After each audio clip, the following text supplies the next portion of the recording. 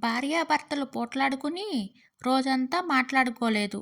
మరునాడు ఉదయం భార్య భర్త దగ్గరకు వచ్చి ఇలా చెప్పింది.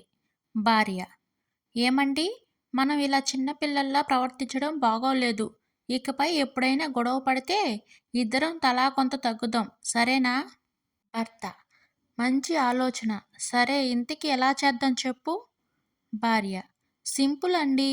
గొడవ తర్వాత మీరు కొంచెం తగ్గి నా దగ్గరకు వచ్చి సారీ చెప్పండి. నేను కొంచెం తగ్గి క్షమించేస్తాను.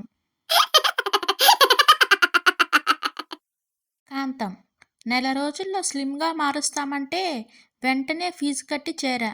నన్ను పప్పు రూపమని చెప్తున్నారు వదినా. సరళ: నేనెవరికి చెప్పుకోను వదినా.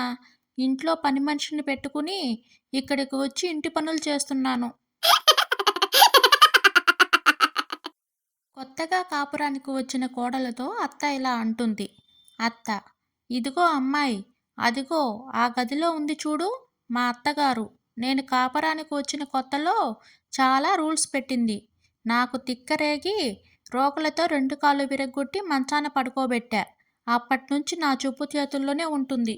కోడలు: సరే అత్తయ్య, నేను కూడా మీ బాటలోనే నడుచుకుంటా. శిష్యుడు: గురువుగారు, బాబు బొమ్మలా అందంగా ఉండి తెలివితేటలతో పాటు చురుకైనది, భర్తతో ఎప్పుడూ గొడవపడని స్త్రీని ఏమంటారు? గురువుగారు: భ్రమ అంటారు నాయనా. అత్త: దేవుడు నీకు 2 కళ్ళు ఇచ్చాడు. బియ్యంలో రాళ్ళు ఏరి వండాలని నీకు తెలీదా? కోడలు: భగవంతుడు నీకు 32 దంతాలు ఇచ్చాడు. ఆ మాత్రం నమిలి మింగలేవా?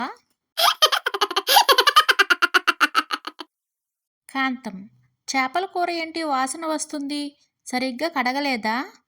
కోడలు: ఎప్పుడూ నీళ్ళల్లోనే ఉంటాయి కదా అత్తయ్య. కడగడం ఎందుకని కడగలేదత్తయ్య.